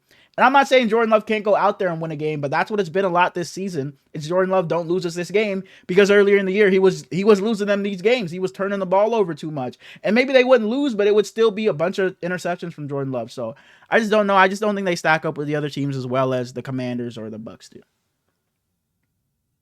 And they need a number one guy. They need a number one guy. Enough of the ragtag. We're getting all these solid group of receivers together. They need a number one guy. A definitive, you have to define your guy, please. It's Romeo Doubs. Because I'm tired of this week it's Jaden Reed, this week it's Christian Watson, this week it's Romeo Doubs, then it's Dontavian Wicks, then Tucker Kraft is our best guy. Enough is enough. Find your guy, please. I don't think that it's remembered well enough that this is a team that was supposed to rebuild like 2 years ago, and they never did. They've just been competing ever since Aaron Rodgers left. It was like Rodgers is gone, Devontae's gone. We're going into this rebuild, and Jordan Love was just so good that they didn't have to. Bro, the Packers have just fucking gone right into quarterback from Brett Favre to Aaron Rodgers, from Aaron Rodgers to Jordan Love. You didn't have to wait a couple of seasons to define your guy, to develop your guy. He was sitting on your bench until your starter was gone. So, I mean, yeah, like you said, they didn't have to go through a rebuild. The Packers and the Texans were 2 teams that people were thrusting into Super Bowl contention after the season they had last year. And I was never on the train that much. I never thought either of them would be in Super Bowl contention because I thought just both teams were just, like you said, they were just starting their rebuild and they just ended up finding their guy. The Packers didn't just find their guy, but they just inserted their guy into the starting lineup. And so I just never thought they would be immediate contenders like everyone else did. I think that they can still fight with anyone, though, so shout out to the Packers. Yeah, for sure. But I just wouldn't pick against it. But moving on to Sunday Night Football. We had another very, very good game. The Commanders beat the Atlanta Falcons 30-24 in overtime. Jaden Daniels has a masterful performance, has another game-winning drive. I think his 4th or 5th game-winning drive of his rookie season. You talked about Michael Penix. You said he was amazing. I thought he was pretty okay. He missed some throws, but I thought he was I didn't think he was very good. Sorry. Bijan Robinson was very good in this game, and so was Jaden Daniels on the ground. Go ahead. We're at an hour and a half already, by the way. No, we're not. What the fuck did we talk about? And you started a little late, didn't you? What the fuck? I'm looking at hour 19. I over-exaggerated a little bit. Bro. All right, bro. Go ahead, man. Go ahead. You pissing me off. So one thing, I ain't pissing you off. You shut up. Jaden Daniels got bent in half in the first half. Like, yeah, I don't know man, if you it was saw scary. His leg got scared stuck the shit out of me, dude. Yeah. 80 seconds left in the game. Falcons touchdown. What did I write? Oh, Falcons touchdown from the 14. Jaden throws the fastball to Kyle Pitts. You mentioned it earlier. It was a dart, bro. It was a beautiful pass. Dart. It's a pass that Kirk Cousins just wouldn't be able to throw anymore. He absolutely not. That shit would have got picked off if Kirk Cousins would have tried it. The change of quarterback gives them a chance at overtime. The Commanders immediately go, and you had texted me about Kyle Pitts, and then he goes down and scores, and I text you back saying, say his name, and he appears. I was like, I'm hoping he's not talking about Kyle Pitts, but I was like, I'm gonna let him rock because no way he's that far behind. Because you were like, it wasn't like Smalls was a player too. He was fucking 5 minutes behind. Like, but not real time, 5 game minutes times, so 15 minutes. Like, you were so far behind. Like, your dad or somebody must have paused it, went to the bathroom, came back and unpaused it, and never went back live because you were so far behind. was watching this one just at home on my computer, dog. I don't know what happened. But the Commanders go 3-and-out. Falcons get the ball back. Michael Penix drops back, throws it to Darnell Mooney for like 20, 30 yards. They get the ball on the 40. Raheem Morris, all you got to do is call a timeout. He doesn't do it. They waste 17 seconds. They go from 33 seconds to 16 for no reason. They force Riley Patterson into a 56-yard field goal, and he doinks it just a little short. It looked good. It looked good. I was like, no, and then it was short. I was so happy, so happy. They flash over to Younghoe Koo, and he just clapping it up on the sidelines, like, yeah, you'll get him next time. Unfortunately, Riley, there's not a next time this season. Tampa's not losing. Raheem Morris, it was a good signing. I think he's got to be better.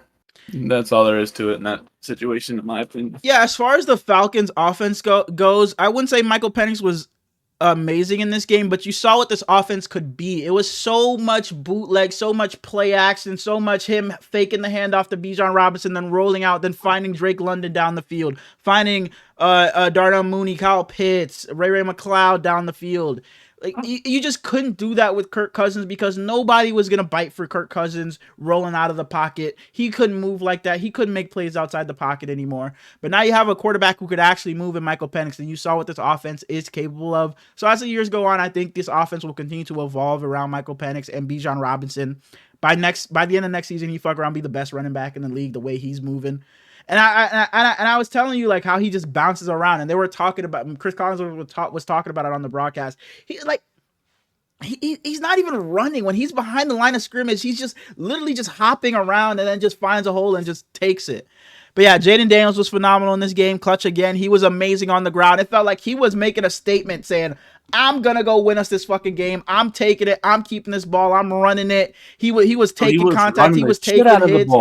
Especially late in the game, it felt like every play, Jaden was just running it. And then it hits Zach Ertz on a dart to win the game. So shout out to the Commanders. Olamide Zaccheaus has been decent these past couple of weeks, so shout out to him. And you win this game when Terry McLaurin has one catch for 5 yards. So shout out to the Commanders.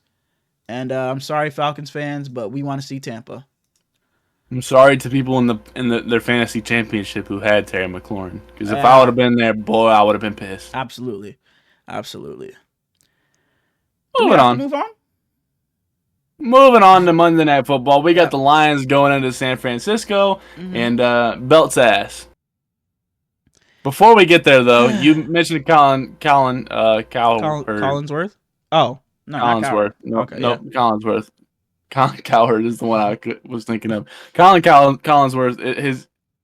Why is his last name whooping my ass, bro? Yeah. Impressions of him are some of my favorite things, though. What's his name? Glazing... Joey. I don't know if you know. I forget his last name, but I know his name is Joey. He does a good Chris Collinsworth impression. Sorry. I don't know who you're talking about, but Ninja did one last week. Ninja, the Fortnite. Like Ninja. Oh, yeah. Okay. He's making a random ass comeback. He's kind of funny again, but and he's a Lions fan, so he was pissed off about something, and he was just talking to his Colin, bro, holy shit, I can't get his name out of my mouth. Collinsworth. Chris, I keep wanting to say Colin Collinsworth, and then I know that's wrong, so it makes me stutter. But shout out Chris Collinsworth. We can move on. Brock Purdy looked like an elite quarterback in the first half, and then in the second half, he looked like a third grader. Bro, I was watching this game at work like, yo, Brock, like, where the fuck has this been, bro? He was elite in that first half, and then it's like, and his first interception, I was watching on my phone, so my shit had lagged. And then I clicked back into the game, and Joe Buck is intercepted. Oh, I'm like, which one though, bro? Because he threw one. He threw a bomb to George Kittle, and it was pass interference. Yep. And he's like, actually, you know what? I'll give it back to you guys. I'll let you have another one. Right to Kirby Joseph again. Right back to him. It was like, what the fuck? It was straight to Kirby Joseph. I don't know how it could have been thrown to George Kittle. And then he threw another one to Kirby later in the game. Right Kirby to Joseph him again. Kirby Joseph have 9 interceptions on the season. He's leading the NFL. Him and Brian Branch have 13 of the Lions' 16 interceptions on the season. I wish I knew what Brian Branch's little green and alien antenna on his helmet is. It drives me absolutely nuts. You know what I'm talking about? Nope. Okay, well. Brock Purdy, you looked like a top 4 quarterback in the league that first half. Balled in that first. He was so good. I think that second half came around and he saved the 49ers quite a bit of money. Yeah. And I know you're going to and especially because he got hurt, I will say. I think that's also a reason he saved us some money too. I know you're going to push back on this at least a little bit, and I mean it with no disrespect, because I truly believe being a system quarterback is not a bad thing. I think that having a good coach and having a good culture can change a quarterback's life. Look at Sam Darnold. Look at Jared Goff. Look at Baker Mayfield. But you used to argue with me about this, that Brock Purdy wasn't a system quarterback, and I don't know why. I don't know why. Because I think it's so clear that he is. I still don't think he is. I think this is just a rough season for the entire team, I guess, except for George Kittle. So I'm not going to really put too much on him for this season. Nick Bosa has been great. He was so good today. He was so good. He lived in the backfield. Had like 2 sacks, 4 tackles for loss. He was phenomenal this game. And shout outs to him for being hurt, still playing. Fred Warner being hurt, still playing. George Kittle, you don't have to play, but you're having a hell of a season. So shout out to you guys, the vets still playing. But yeah, Brock Purdy. I just don't think him and Kyle Shanahan are a match. Kyle Shanahan, I think there's a reason Kyle Shanahan went and got a guy like Trey Lance. I think that's the type of quarterback he wants. I think that's the type of offense he wants to run. Brock Purdy is a guy where he'll like, if you play zone against Brock Purdy will pick that shit apart. He's so good throwing with anticipation. He'd pick it apart all day. I just don't think they're a match made in heaven. Can they work? I think they can, but I just don't think it's a match made in heaven. But I'm also not going to put too much on Brock this season because of what's been around him this year. I legitimately, we our 2 offensive linemen we played with today were on different teams last week. And not because they were on different rosters and we traded for them, they got cut. They were on 2 different practice squad teams last week. He hasn't had his best running back, his second best running back, his third best running back, and at times his 4th best running back.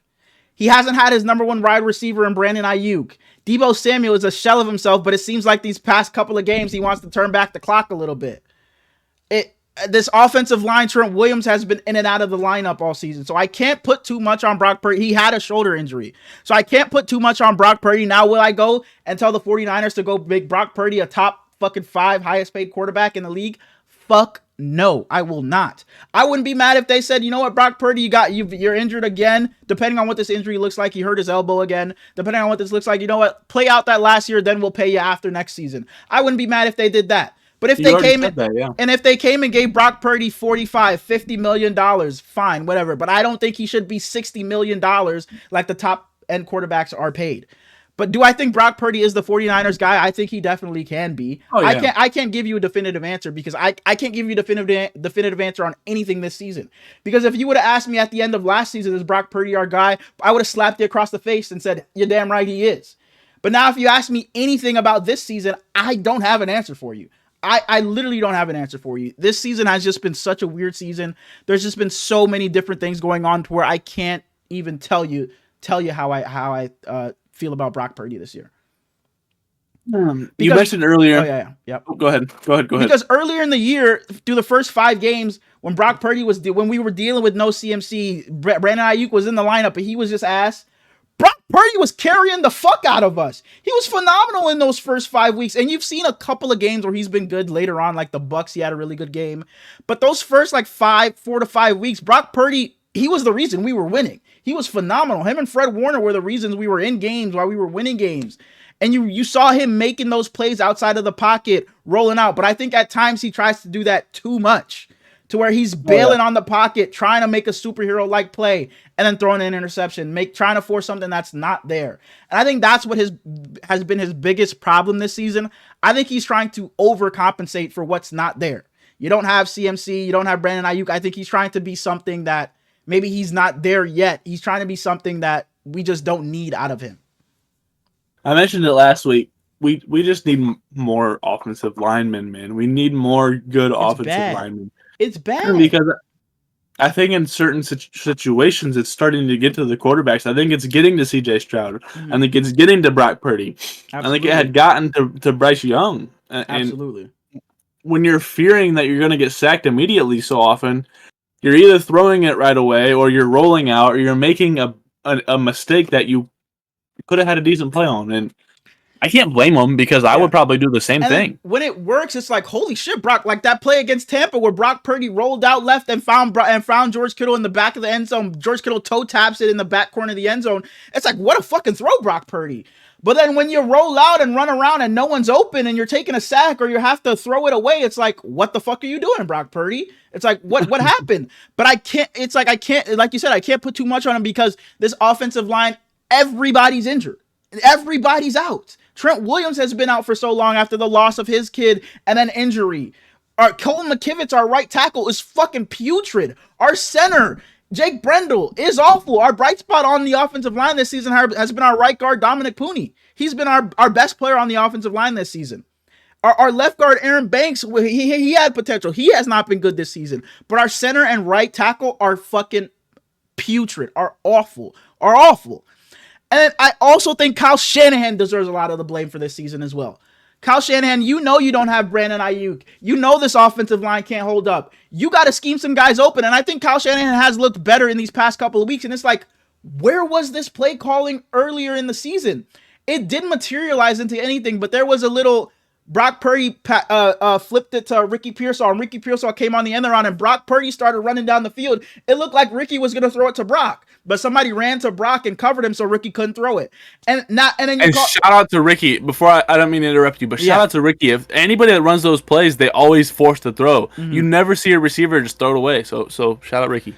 Sorry, go ahead. Yeah, and it's like now you're calling the tight end screens for George Kittle. You're getting him more involved. It's like, where was this? It's like everybody just waited till the season was over. Deebo Samuel, you waited till the season was over to show what you got. Kyle Shanahan, you waited till the season was over to pull out some of your best play calling.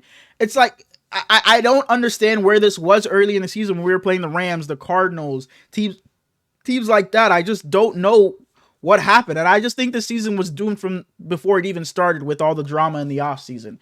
It was just a weird season, so I can't really, like, I can't be in the camp of fuck Kyle Shanahan because you didn't have anybody this year. It was a weird season. I can't be in the camp of I love Brock Purdy, but I can't be in the camp of pay Brock Purdy everything he wants. But I also can't be in the camp of go find a new quarterback because it's just been a weird season. I can't be in the camp of anything right now because it's just been so weird on both ends. So I can't be a super lover of the Niners, but I can't also be a super hater. It's just things that were out of their hands this season. It was just a weird season, so I just can't put. There's only one thing I disagree with on. I think you can chalk it up. I said it before we started. He's going to be working at McDonald's here soon. Jake Moody, you have been terrible. You're right. That's one thing special teams has been piss poor this entire season. The entire season, starting with Jake Moody. He's in his own head. And for us to have spent a 3rd round draft pick on him is baffling. And he was so good to start this. He started 13 for 14 this season. He got a high ankle sprain, and now he's been fucking awful. I think it's 10 for his last 18 kicks. You can't be shooting 50% as a fucking kicker. That's awful. And then he had some big moments for us in the playoffs. He hit, before Harrison Butker took the record from him, he had the longest kick in Super Bowl history last year in the Super Bowl. He had showed flashes of being a good kicker, a great kicker. He has the leg, but it seems like he's in his own head, and he's just wide left, wide right. He missed an extra point today. Not like he doinked it. You know, if you doink an extra point, it's like, shit, you got to hit that, but it's like, you hit the upright. He didn't hit shit on the extra point. He just missed it. He's in his own head. We have to, because that's 7 points we could have had in this game, could have used in this game, and who knows what happens. It's special teams has been piss poor, and not even just our kicking, our recovery team, our special teams return team. It's awful. It's awful. I got some small talk for you this week, but before I do that, I would like to give a quick shout out to Kyle McCord, quarterback for. Couldn't tell you. Quarterback for Syracuse, he broke the ACC all-time passing record for a season. He broke it from Deshaun Watson, which makes it even cooler.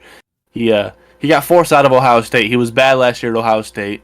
The team pretty much told him, get the fuck out. And he goes to Syracuse, and he absolutely dominates. And he had a 5-interception game where he pretty much solely lost them the game. But other than that, he had a great season. So shout out to you, Kyle McCord. Small talk. We mentioned doing this movie review thing. Mm-hmm. You down? Yeah.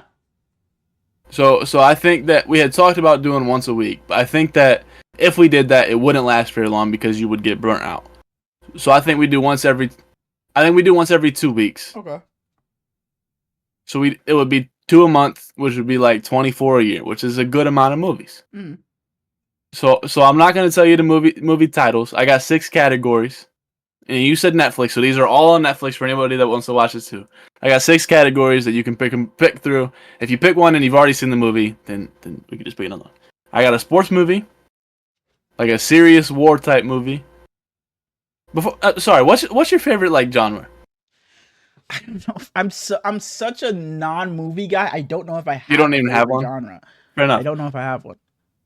I got like a magic mystery type drama for you, a music drama, an action comedy movie. Don't make me watch no fucking musical. Don't have me watch no fucking musical. No, it's not a musical drama. At all. Okay. No. Action comedy or a dumb comedy. So 6 categories: sports, war. We could start mystery. It off easy. We'll do a sports. We'll start. You seen Adam Sandler's Hustle?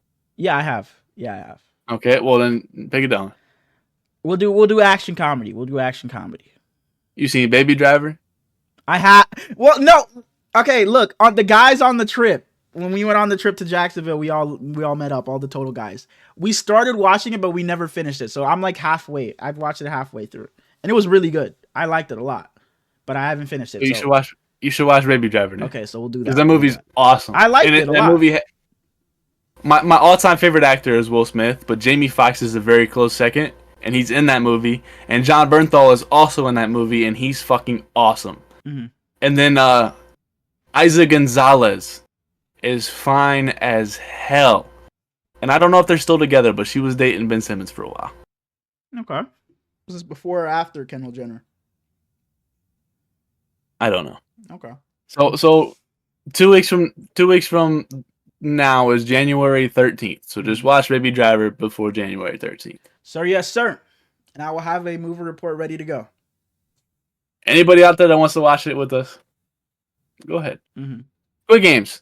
I finished this morning. The whole season? You didn't finish? The whole season? It's 7 episodes. It's been 3 days. You yourself said you're a binge watcher. I didn't know you meant that much of a binge. Yeah, I didn't finish. I'm literally almost done with the 4th episode. I finished this morning. I had paused on, I think, midway through episode 4. Okay, let's stop. For anybody that doesn't want spoilers, we'll finish with Squid Game. So if you don't want spoilers, we appreciate y'all for watching. Yeah. We love you. Tune back in next week. Yeah. You want to talk about resolutions now or next episode? Sure. We can. No, because by the time this drops, it'll be New Year's Eve. So yeah. New Year's is Wednesday. Yeah. So our next episode won't drop before New Year. So we can talk about it today. You got any resolutions? Resolutions, no. I have things that I've taken away from this year, though. Okay. Elaborate. I talked about it after our last episode when I went live and we played Fortnite. I talked about it afterwards. I said I was gonna bring it up today. One of my biggest ones is know your worth. I feel like I've learned that so much, whether it's in work, whether it's just like in your person, like say you're talking to some girl and it's just like you feel like you're being used or something. It could be anything. Just know your worth. And for me, it's been work.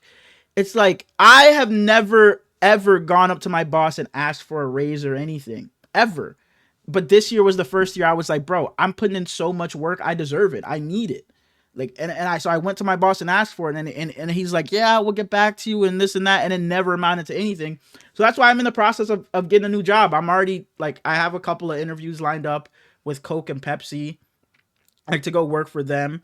So like, and leaving my current job. So it's like, just know your worth and know that you have like I'm just gonna speak for me. Like I have the ability and capabilities to go do something more than what I'm doing now. So I just like, that's what I took away the most. My number one takeaway from this is knowing my worth, like knowing my value. And it's also okay to be, if you want to call it selfish, but putting yourself first at times, where it's like, I feel like I'm a guy that I'm like, I always say I'm too much of a nice guy. We talked about it before I started. It's like my job asked me to do anything. Yeah, I'm there. I got you. Hurlis, can you do this before you go? Yeah, I got you. I'm going to my boss my manager asking, yo, you need anything else before I leave, before I clock out? You know, I want to come and ask you before I just leave, and there's something else I could do. It's like just being selfish. I don't want to say, because it's not selfish, but putting yourself first and, you know, making yourself your number one priority. Because I'm a guy that'll care for someone else or worry about someone else before I worry about myself. So that's something I want to take it. I guess so. That could be a resolution. Something I want to take into the new year is being more selfish and, you know, not me saying not being as nice of a guy, because I'm still going to be a nice guy, but just knowing when to say no and not feeling bad for saying no. I told you when we were talking about this that I told you that you say yes too much, because I do. I know I do. Similar. I know. We're very similar in that aspect. You talking about work is funny because, like, before I go home any day, it's like, hey, you need anything before I get out of here? It's like, and I'll text. I'll even if I can't find my manager in the store, I'll text them. All my texts with my managers is, you need anything else before I go? Anything else before I go? Is there something you need before I leave? Anything else to do tonight? Literally all of my texts, because I'm asking before I even leave. It's, yeah. And other people they'll just leave work and it's exactly. Like, whatever. But if I'm going home, I'm making sure that he's either leaving or I'm locking up, because I don't want. There's a lot of money in this fucking hangar. I don't want to leave it unlocked and for whatever reason someone breaks in and steals stuff, and then it wouldn't be my fault, but I would feel like it is. Yeah. I definitely get that though. Something I want to try this year is, I don't know if I'm going to say like no cursing, but I want to try to slow myself down on cursing a lot, because there's nothing wrong with it as long as it's not like in a bad situation. Like, but I find myself just like, I find myself just using it as like a filler word. Like, it's just not necessary, right? Exactly. If I just slow myself down, I can talk more eloquently, and and again, there's nothing wrong with cursing, but I just myself feel more intelligent if I can just talk through a sentence without ever having to like say fuck or something like that. And on top of that, I'm gonna try to be less negative the entire year. Okay, that's something I pride myself. Like I try to be such a positive person. I try to be, no matter what I'm going through. I try to like I never try to just say like I came on here today and said today was such a shit day, but it really wasn't. I was just fucking talking. But I try to, like, if you ever ask me how I'm doing, I'll never tell you I'm just fucking doing awful. It'll be like, if I'm having a bad day, it's like, I can't complain. You know, it's another day. I'm alive. That's what I'm alive. I'm alive. That's what I always say. It's like someone always has it worse. It's like I try to just find the positive in anything. And sometimes it's hard. I don't blame people for, you know, being upset or being negative. But like, even when I'm trying to give advice to somebody comes to me and say, yo, it's like I have this so-and-so going on. I try to find the positive in certain situations. So yeah, I definitely feel you. And one of my all-time favorite sayings, it was my great-grandfather. Anytime he would say, how you doing? He'd say, still scratching. Because, you know, someone woke up this morning and they weren't scratching. They getting put in the box. So I don't think I'm a super negative person. I know you say I am. I get on you, but I don't think you're like crazy negative, though. But I'm not crazy negative, and I get it from both of my parents. I've said it several times. My father is unbelievably negative, and I catch my mom sometimes, and it's like, damn, no wonder y'all were together for a decade. It's like some people, it's just like, bro, how do you enjoy life? It's like, bro, it's like it'll be some of my closest friends. It's like they just find the negative in every situation. It's like, bro, how do you go about living your day-to-day life? How do you just enjoy life? How are you still alive with that mentality where you just find the negative? And it's like, well, on the bright side, you know, well, this happened, but it's like, no, it doesn't. Like, they just try to find the negative, and it'll be, it's not like, oh, well, yeah, my mom died. It's like they'll reach for something to try to find something negative in a situation that's not really there. It's not like something glaring that happened. It's not like I lost my house, my car fucking caught on fire. or anything like that. It's like they're reaching to try to find something Shout out negative. Subway. They're trying to find something negative in the situation, which I hate. Yeah, me too. But my only goal for 2025 is to have my own home. Okay. And I will make that a reality. I think I'm still a couple years away from having my own place. I think and there's nothing wrong with that. At all. I will never be in a rush to get out. Ever. And I think that's such a brilliant thing because the past generations, it was like you turn 20, 18. you move out. And you see it so often now that you don't have to move out of your parents' house as long as they're okay with it. Then stay. But even if they're making you pay rent, it'll be less than what you're gonna pay if you move out. Even if they're making you pay rent, it's like I have no problem stacking up, just making money while I don't have. Well, I have bills to pay, but it's like it's less than whatever my rent would be if I were to move out. So I have no problem just living here, making my money, working my job, and paying my car, the Wi-Fi, or whatever else I pay. That's exactly how I am. I refuse to pay. Like I'm not going to rent, but if I can find a house that I like, that I can see myself living in for several years, I'm okay with buying a house. Because I think that renting, especially if you're just renting a random house because you want to be out, there's just no reason for it. You're just wasting money at that point. And it's just a stigma. It's like you have to. It's like I have to move out because that's what society has said I have to do. I have to be out of the house by 18. I have to be my own person. I have to be this adult. I'm 20. I have to be on my own now. I shouldn't be under my parents' roof anymore. And I know people that like have moved out in the past couple of months, and it's like I just don't think you should have moved out. I don't think you were ready for that yet.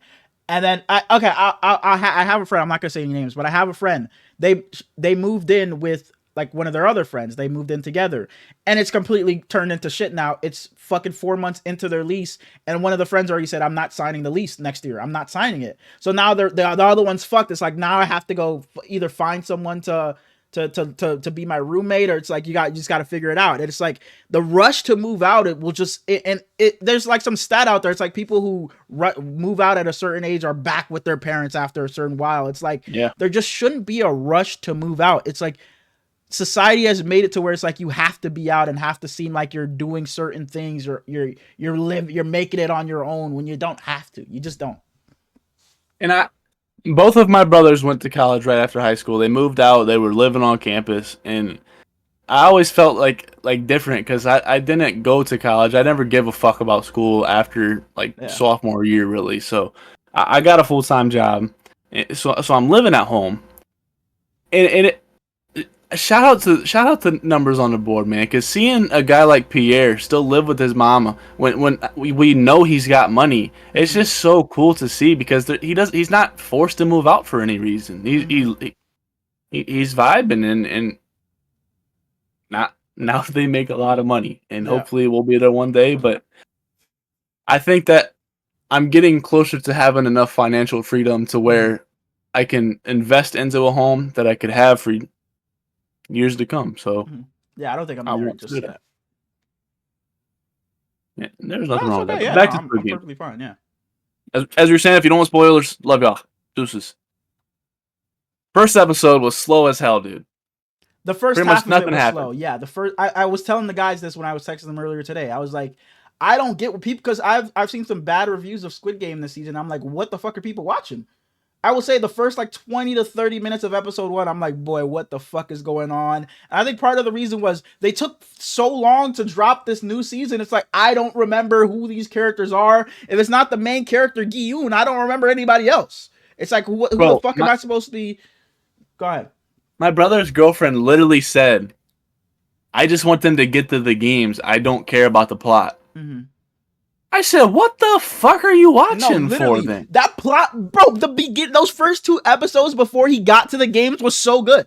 It was so good. So good. The first episode beginning was a little rough, but I enjoyed them going to the club, playing the Russian roulette, him playing the one-on-one Russian roulette, the rock, paper, scissors roulette. I loved it. Beautiful. It's such a good show.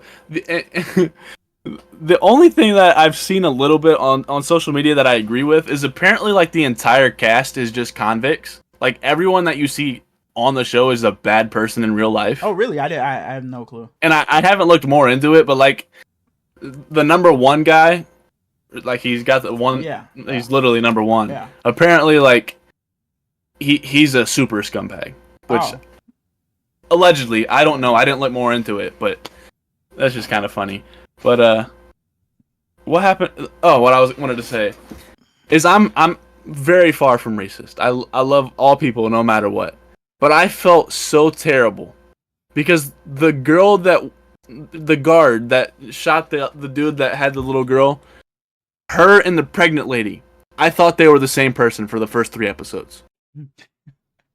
Wow. And then she puts the guard costume on. I'm like, damn, she's a guard. And then she's in the game, and I'm like, yeah, what the fuck is going on? Now I'm very confused. I still don't know who the one person is. I don't know which one the pregnant lady is now. I don't know. I know who they are, but I don't know what is her significance. I don't know what.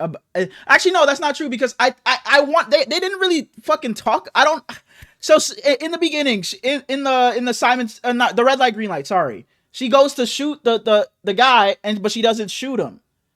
And then they showed a flashback later on to where it's like some dude running up to a baby, and it's like, oh my gosh, that's my daughter, that's my daughter, that's my daughter. That's him. So that's her exactly. But it's like, and I don't want to. She was the one that played the pink bunny, and the little girl was the one that really loved the pink bunny. Yeah. And the little girl's the one that passed out, and it was her dad. And I don't want to spoil. So let me not say. Yeah, continue.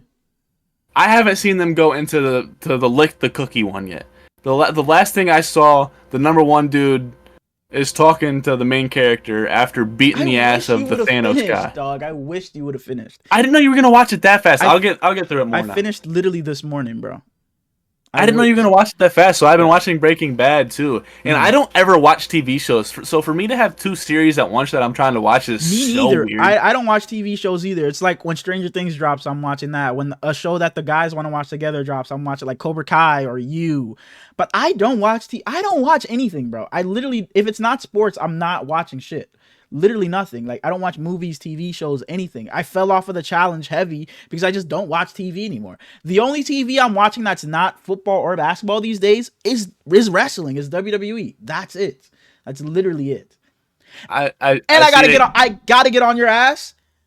Dark has been telling me, please, I need the wrestling. I need the world. What'd you call it? The world wrestling waffle, the worldwide waffle, wrestling waffle, whatever you called it. Dark is like, I need it back. And I'm like, Dark, I'm down. I watch every Monday, every Friday, every pay-per-view. It's my co-host. It's Smalls. And we're shaking. And no. You didn't even let me shake on anything. I promise you, come Royal Rumble. From Royal Rumble on, I'm locked back in. Can't allow that because they're going to Netflix next Monday. So you have to be locked in next Monday. John Cena's retirement tour starts next Monday. He's back next Monday. Netflix. Roman Reigns versus Solo is next Monday. CM Punk versus Rollins is next Monday. You gotta be locked in. It's just such a hassle, bro, because they took it off Hulu, so I had to I don't like using illegal websites, so I had to find different ways to watch them, and once it comes to Netflix, I'll watch Netflix now, yeah. But SmackDown's not, so I'm gonna still have to find. I'm not gonna just gonna watch Raw. Yeah, I need, because Dark told me, it was like a week ago. I forgot to bring it up last episode. He says he needs the wrestling talk back, and I told him, I'm watching. I'm watching every week. I haven't been watching, but I have seen everything Bianca and Naomi do. Love them to death. And I saw they got my girl out there twerking. I definitely did see that. And boy, it's Naomi bookmark is saved, screenshotted, screen recorded, ready for later. Naomi is fine, shout out Jimmy bro. Uso for bagging that. No, fuck you, Jimmy Uso. All right. Anything else with Squid Game? No, I'll get back into it. I'll take a break from Breaking Bad. I'll finish it by next time we talk. Bet. Oh shit! Thursday Night Football. What's the Thursday? There's game? Not one. Oh, so we don't have anything to preview. Oh, we're good. So you why'd you write down Thursday Night Football then before we started? Because I hadn't looked at midway through the episode. I was looking, and there's just not enough. I know there's the Saturday games, and it's all the AFC North. So I guess that's it. We're out of here. All right, we appreciate you guys watching. Go down, like, comment, subscribe. Have a happy New Year's. Stay safe if you're drinking. Order an Uber. Don't drink and drive. Please and thank you. Never. Your life is more important than, a good night's out. But yeah, stay safe, have fun, and take a shot for me. We'll see you guys on Friday.